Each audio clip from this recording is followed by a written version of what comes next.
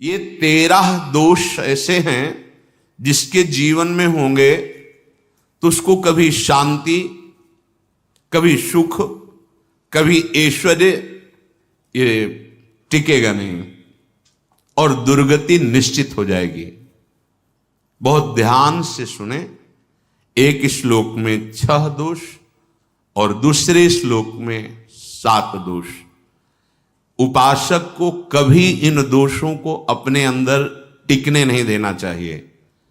और जो संसार के मार्ग में चल रहे हैं, अगर इन दोषों में चलेंगे तो हुआ जो आपके पुण्य कर्मों से ऐश्वर्य है भी वो नष्ट हो जाएगा।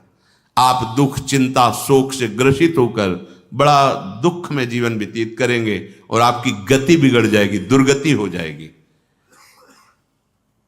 विकत्थनः स्पृहायुर्मनस्वी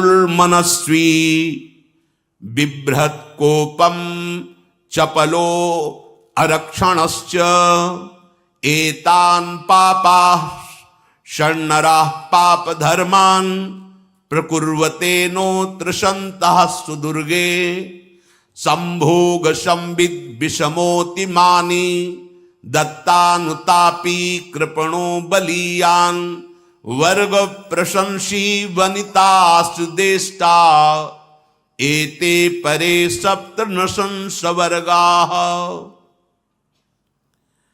जो अपने मुख से अपनी बड़ाई प्रशंसा करता है, ये 13 लिख लो दिमाग में, डायरी में, क्योंकि ये नोट हो रहा है, आवाज डाली जाएगी, आप बार बार सुन। इनसे बचिए। अपनी बड़ाई, अपनी प्रशंसा कभी अपने मुख से नहीं करना, नहीं तो आपके पुण्य नष्ट हो जाएंगे, बुद्धि भ्रष्ट माने गिर जाएगी। अगर परमार्थ में चल रहे हैं तो भी, और व्यवहार में तो पुण्य नष्ट हो ही जाएंगे। बुद्धि गिरी हुई तभी ऐसी बात होती है। और यह दोष बहुतायत है, ये बहुत प्रभावशाली है। अपनी बड़ाई मारना, इसको देख लो, पकड़ो, सत्संग है। अपने मुख से कभी अपनी बड़ाई ना करना। अगर कोई अपने मुख से अपनी बड़ाई करता है तो उसके सुकृत नष्ट हो जाते हैं, बुद्धि भ्रष्ट माने गिर जाती, पतित हो जाती है, फिर निर्णय ठीक नहीं। अगर हमारा सारथी, हमारा ड्राइवर मूढ़ हो तो कहीं भी हमको गिरा देगा, तो वो बुद्धि भ्रष्ट मतलब गिर जाती है, निर्णय करने लायक नहीं रहती। अपनी प्रशंसा अपने मुख से करना। दूसरा, लोलुपता, ये वृत्ति नहीं होनी चाहिए। धर्म से चलेंगे, धर्म के द्वारा जो हमें प्राप्त होगा उसी से हम अपना भरण पोषण करेंगे। आपके बच्चे स्वस्थ होंगे, बुद्धिमान होंगे, परिवार में बहुत सुख और शांति होगी। भले दीपक की तरह जलो, बहुत काल तक रहेगी। लक्ष्मी जी भी आपके घर में बहुत काल, हम ये नहीं कहते कि बहुत नहीं, जितनी है बहुत सुख शांति से चलोगे। अगर लोलुपता करोगे, हिंसा, छल कपट, व्यभिचार, चोरी, ऐसे धन आ जाए, वो आएगा, लेकिन वो हाइलोजन की तरह आएगा, एकदम प्रकाश और फ्यूज, बिल्कुल अंधकार करके जाएगा। देख लेना, तुम्हारे जो सुख के हेतु हैं, तुम्हारा शरीर, तुम्हारे बच्चे, तुम्हारी पत्नी, तुम्हारा परिवार, उसको देख के तुम रात दिन जलोगे बिना आग के। ऐसे उनके आचरण होंगे, ऐसे उनके अंग होंगे, ऐसे उनके दिमाग होंगे, ऐसा उनका व्यवहार होगा। ये लोलुपता अगर उपासक में या किसी में है तो उसको नष्ट कर देती है। सावधान।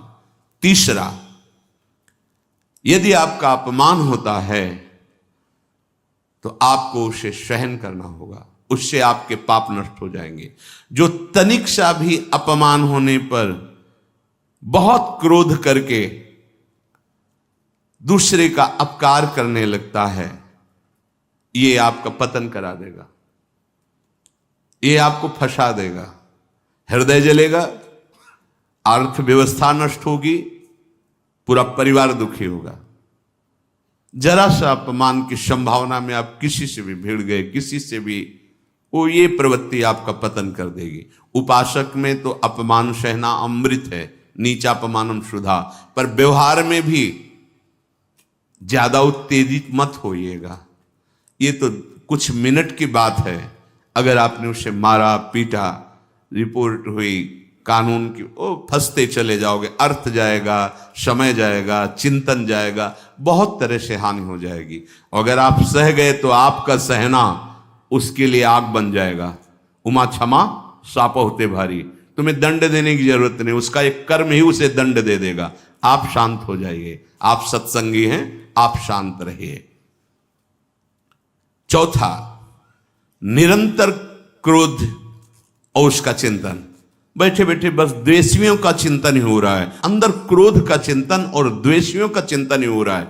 द्वेष भरी बातें, द्वेष भरे क्रियाएं, उन्हीं का चिंतन करके जलते रहना क्रोध से। उपासक को तो क्रोध करना ही नहीं चाहिए, बहुत शांत। ठीक है, अभ्यास में कभी क्रोध हो सकता है, उसको फिर समन करो, अंदर से प्रायश्चित जैसा कि अब गलती हुई, आगे नहीं करेंगे। और व्यवहार में भी क्रोध को आप पीना सीखें। अगर बार बार आपका क्रोध प्रकट होता ही रहेगा, आपका स्वभाव बिगड़ जाएगा, आपके पुण्य नष्ट हो जाएंगे और आपका जीवन नष्ट हो जाएगा। देने वाला उतना दे देगा आपको, आनंदित रहो। पैसा खर्चा, सब पूरे जीवन का विध्वंस मचा दिया क्रोध ने। कहीं भी आप देखो, किसी से क्रोध करके देखो, फिर देखो तुम्हारा भजन चल रहा है, तुम्हारी वो आनंद वृत्ति है नहीं, जलोगे और वो जलन और गुस्सा दिलाएगी और वो बैठे बैठे जलो नहीं। ये क्रोध जो है, ये चाहे व्यवहार में हो चाहे परमार्थ में, दोनों की हानि करने वाला है। और आश्रित जनों की रक्षा ना करना। अगर कोई भाग कर आपके पास आ गया है, कोई पशु पक्षी या कोई मनुष्य, आपको चाहिए कि अब चाहे हमारे पहले प्राण जाएं, उसकी रक्षा करेंगे। सीवी जैसे तो कोई बिरले ही होते हैं, पर इतना जरूर ध्यान रहे, जैसे कोई पशु पक्षी किसी भय से आपके सीमा के अंतर्गत आ गया है, अब उसकी रक्षा करनी है आपको। अगर आप स्वयं मार देते हैं या मरवा देते हैं, या आपके सुकृत नष्ट कर देगा, या आपकी दुर्गति का कारण बन जाएगा। और जो पाप कर्म उत्साहित होकर करते हैं, उपासक को तो बहुत सावधान रहना चाहिए, पर व्यवहार में भी जो नहीं करना चाहिए, अगर वो पाप कर्म आपके द्वारा मन में प्रेरित हो रहे हैं, संकल्प बन रहा है, क्रियाएं हो रही, दुर्गति पक्की, पुण्य नष्ट हो जाएंगे, दुख अशांति बढ़ती चली जाएगी, कभी शांति नहीं प्राप्त कर पाएंगे। ऐसा नहीं कि जो मन में आवे सो करे। पापाचरण निडर और उत्साहित होकर करना, अगर ऐसे लक्षण है, निश्चित दुर्गति होती है। ये 6, अपनी बहुत बड़ाई करने वाला अपने मुख से, लोलुपता, तनिक से अपमान में सहन ना करने वाला, निरंतर क्रोधी और आश्रित जनों की रक्षा न करने वाला, और निडर हर्षित होकर पाप कर्म करने वाला। दूसरे श्लोक में 7 है, 6 7 हो। 1, संभोग का ही चिंतन करना, संभोग में ही मन लगाना, संभोग दूसरी स्त्रियों के साथ करने की भावना रखना। संभोग पहला है, संभोग। रात दिन बैठे बैठे बस यही चिंतन करना, गंदी बातों का, गंदी बातें देखना, गंदी बातें सुनना, गंदी बातों का चिंतन करना। फिर अन्य माताओं बहनों के प्रति काम दृष्टि से देखना, कोई आ जा रही है तो दृष्टि से, काम भाव से देखना, भोग बुद्धि से देखना, निश्चित पुण्यनाश दुर्गति। बड़े बड़े उदाहरण इतिहास में हैं जिन्होंने ऐसा दृश्य नेत्रों से देखने की चेष्टा की, मन में संकल्प किया भोगने का, नष्ट हो गए, चाहे वो कितने बड़े प्रतापी हो। ये दुर्योधन कोई साधारण थोड़ी है, भगवान व्यास देव जी के द्वारा ही तो लो, भगवान व्यास देव जी ही इसकी उत्पत्ति का कारण है। आप देखो, इतने महान पुलस्त जी ही उत्पत्ति का कारण है रावण की। बस यही ऐसे दोष हैं जिनके कारण जीव नष्ट हो जाता है। ठीक है, धर्मयुक्त काम भगवान ने आदेश किया है, आपका पाणिक ग्रहण संस्कार हो गया है, संतानोत्पत्ति की भावना से कुछ पवित्र तिथियों का त्याग करते हुए चर्चा में हुई है। एक नियम है, एक आदेश है शास्त्र का। आप बहुत काम प्रवृत्ति वाले हैं तो प्रत्येक मास में जब माताएं बहनें पवित्र हो जाती मासिक धर्म से, तो जिनका पाणी ग्रहण आपने किया, जो पत्नी स्वरूप है, वो ठीक है। वहां भी बार बार के लिए व्यभिचार प्रवृत्ति के लिए शास्त्र आदेश नहीं करता, संयम पूर्वक, और उसका चिंतन नहीं करना। पाणी ग्रहण संस्कार है, घर में विराजमान है, एक संयम एक नियम के अनुसार उसका चिंतन तो फिर भ्रष्ट कर देगा।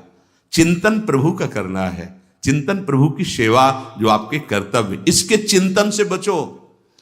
घातक है, बहुत बड़ा जहर है। अगर विषय चिंतन होने लगा तो मरोगे, जिंदा जलोगे, दुर्गति भी होगी। ये अंदर की जो आग है ना, कामाग्नि, ये इतनी बढ़ती चली जाएगी, तुम्हारे होश खराब हो जाएंगे कि मुझे क्या करना चाहिए क्या नहीं करना चाहिए। कोवा मदांधो मदनातुरोवा, अंधा हो जाएगा, नहीं दिखाई देगा अनुजा तनुजा क्या है कौन है, कुछ नहीं, भ्रष्ट बुद्धि। संभोग का चिंतन नहीं। धर्मयुक्त काम आदेश है शास्त्र में। यदि आप प्रवृत्ति मार्ग में हैं तो अपनी पत्नी को जो पाणी ग्रहण स्वीकार किया है, वहां भी पवित्र तिथियों का त्याग करते हुए, एकादशी है, रामनवमी है, नव दुर्गा है, जन्माष्टमी है, राधाष्टमी, जो पवित्र तिथियों का त्याग करते हुए, और ऐसे जो मर्यादाएं हैं उसके अनुसार, और कहीं पराई स्त्री के साथ संभोग की बात निश्चित दुर्गति पक्की है। ऐसे ही माताओं के लिए है, स्त्री शरीर के लिए है। यदि वो ऐसी गलत चेष्टा, तो पतिवंचक परपति रति करही, रौ नरक कल्पसत परही। ये भोग चिंतन से बचने की चेष्टा कीजिए तो क्रिया से अपने आप बच जाएंगे। क्रिया के पहले चिंतन होता है, चिंतन से ही क्रिया का आवेश आता है। चिंतन संभालिए, इसी से भगवत प्राप्ति होती है, चिंतन से, और इसी से दुर्गति भी होती है। अनन्यश्चिन्तयन्तु माम, भगवान चिंतन करें, मेरा करो, कर्तव्य कर्म मेरे को समर्पित करो। अब जब चिंतन संभोग का होगा तो बुद्धि भ्रष्ट हो जाएगी। ये जो राक्षसी प्रवृत्तियां सुनने को मिलती है ना, कि ऐसा हुआ, वो देखा सुना और चिंतन किए, अब इतनी राक्षसी वृत्ति आ गई कि बस अब उनमें और राक्षसों में कोई अंतर नहीं रह गया। दूसरा, विषमता रखने वाला, सबके साथ बर्ताव ऐसा कि मैं बहुत श्रेष्ठ हूं और दूसरे सब नहीं, ऐसा व्यवहार नहीं। सब भगवत स्वरूप हैं, समान व्यवहार। जैसे आपके भोजन है तो जो आप पा रहे हो वही सबको दीजिए, बैठने की व्यवस्था, उठने की व्यवस्था, क्रम बाई क्रम, पर उसको भी नीच भाव से मत देखिए। उस कोटि का उसको प्यार दीजिए, दुलार दीजिए, सम्मान दीजिए। इतनी विषमता ना फैलाते रहें अपने जीवन में कि आप सबके निंदा के पात्र बन जाए। विषमता नहीं, सबको प्यार। हाँ ठीक है, पुत्र का अलग प्यार है, भाई का अलग प्यार है, पिता का अलग प्यार है, पर हमारा व्यवहार प्रीति युक्त होना चाहिए, विषमता भरा नहीं होना चाहिए। अगर हमारे चित्त में विषमता ही रही तो संसार है, प्रभु नहीं है। जीत विषम संसार कीर्ति जग बिस्तर है। जो विषमता पर विजय प्राप्त कर लेता है वही भगवत प्राप्ति का अधिकारी। ये विषमता बहुत बड़ी हानि है। तीसरी बात, अत्यंत मानी होना। जहां आपके प्राण कमजोर होंगे, पुण्य नष्ट होगा, आयुश्री सब नष्ट होना है, ऐसे आचरण करवाएगा गुरुजनों के साथ, महापुरुषों के साथ। ये बहुत नीच प्रवृत्ति है। अत्यंत मान प्रियता, मुझे सम्मान मिले, उत्तम प्रवृत्ति है। सबको मान देना, स्वयं अमानी रहना। चौथा, दान देने की बात कह के मुकर जाना या दान देकर पश्चाताप करना। दे दिया है, बहुत जल रहे हो, दूसरे से वार्ता कर रहे हो कि पता नहीं क्या यार बुद्धि में हो गया, हमने उसको इतना कहा था, उतना दे दिया, क्यों दे दिया, ऐसा मतलब अंदर चिंतन करना, क्यों दे दिया तो दिया। इसके बाद जो आपका ये जलन हो रही, पश्चाताप, सुकृत नष्ट हो रहे हैं। दान देकर पश्चाताप करना या दान देने की बात कह के मुकर जाना। जैसे आपने कह दिया आपको इतना इतना ऐसा, अब आप मुकर गए, ब्याज सहित तुम्हें देना होगा, ये तुम्हारी दुर्गति का कारण बन जाएगा। ऐसे ही नहीं बोलना चाहिए, बहुत होश से। वाणी एक अमोल है, जो कोई बोले जान, ये तराजू तौल के तब मुख बाहर आन। पांचवा, अत्यंत कृपण होना। ना परिवार को सुखी कर पा रहा, ना अपने को सुखी कर पा रहा है। एक एक सिक्का बैंक में जो मर गया। धन की वास्तविक गति यही है कि अपने परिवार को खूब उसकी अनुकूलता प्रदान करो, उसमें से कुछ हिस्सा किसी ऐसे को जिससे तुम्हें बदले में कुछ लेने की भावना ना हो। कोई साधु महात्मा, गाय, पशु पक्षी, किसी भी जीव बीमार है शरीरधारी, उसके जिससे कुछ कभी लेने की भावना ना हो, एहसान की भावना ना हो। सो धन धन्य प्रथम गति जाकी, धन्य हो गया उसका धन। अब वो कृपण का धन किसी काम में ना स्वसुख, ना परिवार के सुख, ना धर्म कार्यों में, व्यर्थ जीवन चला गया। उसी धन का चिंतन करना, उसी का संग्रह करना और उसी की रक्षा करते करते शरीर छोड़ देना, तो चिंतन बिगड़ गया। तो कह रहे हैं जो कृपणता है और अर्थ और काम की प्रशंसा, उसी की चर्चा, उसी का चिंतन, रुपया और भोग, उसी की चर्चा कर, जहां बैठे रुपया की चर्चा, भोग की चर्चा, जहां एकांत में बैठे उसी का चिंतन, कैसे रुपया बढ़े, कैसे भोग मिले। और अगर अवसर मिला तो रुपया अधर्म से आवे चाहे धर्म से, उसको इसकी कोई परवाह नहीं। भोग चाहे धर्म से हो चाहे अधर्म से, जिसका अर्थ और काम भोग ही चिंतन है वो धर्म नहीं। जिसका धर्म चिंतन का विषय है तो अर्थ और काम भी ऐसा होगा जो मोक्ष प्रदान करने वाला हो। धर्म, अर्थ, काम, मोक्ष। और जो बालक, स्त्री, पागल, असहाय, जो इनकी रक्षा न करके इनकी हानि करता है, दुर्गति निश्चित है। माना आपकी पत्नी है, उसका स्वभाव बिगड़ा हुआ है, क्रोधी है, कटु वचन बोल, लेकिन आपके ही प्रारब्ध के लिए, माना आपका पति ऐसा स्वभाव वाला, पर आपके ही प्रारब्ध से तो संयोग बना है आकर, अब इसका निर्वाह कर ले जाओ तो पवित्र हो जाओगे दोनों। और अगर झगड़ा और लड़ाई और मारपीट और कहीं हिंसा आदि के रूप में उतर गए तो फिर और करनी बिगड़ गई। बालक है, आप उसको ज्ञान नहीं कि आप पवित्र है, कि आप पवित्र है, उसको ज्ञान नहीं कि आप उसके साथ व्यवहार अच्छा कर रहे हैं कि बुरा कर रहे हैं। रक्षा करनी है आपको, शोषण नहीं करना। कह रहे हैं स्त्री, बालक और पागल, जैसे विक्षिप्त है, पागल है, आपको रक्षा करनी है। बन जाए तो उसको भोजन, ऐसा नहीं कि ईंट मारो, उसको अपमानित करो। उसकी बुद्धि खराब है, प्रारब्धवशात खराब हो गई है, तो शास्त्र आज्ञा करता है स्त्री, बालक, जैसे पागल, विक्षिप्त आदि हैं, असहाय है, असमर्थ है, बूढ़ा है, वो आप सेवा भी करो तो वो गाली दे सकते हैं, उनकी बुद्धि बिगड़ गई। आपको उनको दंड नहीं देना, मारना नहीं है आपको। मान लो आपके बड़े बूढ़े बुजुर्ग जन हैं, आप सेवा भी कर रहे हो तो आपको कटुवचन बोल सकते हैं, आपकी निंदा कर सकते हैं, लेकिन आपको उनके साथ व्यवहार सद करना है। अगर आपने इन दोषों को स्वीकार किया तो निश्चित आपकी दुर्गति होगी, न इस लोक में आपको शांति मिलेगी न परलोक में। इसलिए इन दोषों को बार बार सुन करके और हृदय में जांचो कि कहीं है तो नहीं। अगर है तो सत्संग, भजन बल, भगवत प्रार्थना के बल से इन दोषों का त्याग कर दो, जीवन मंगलमय हो जाएगा। शेष चर्चा आगे। श्री राधा वल्लभ लाल।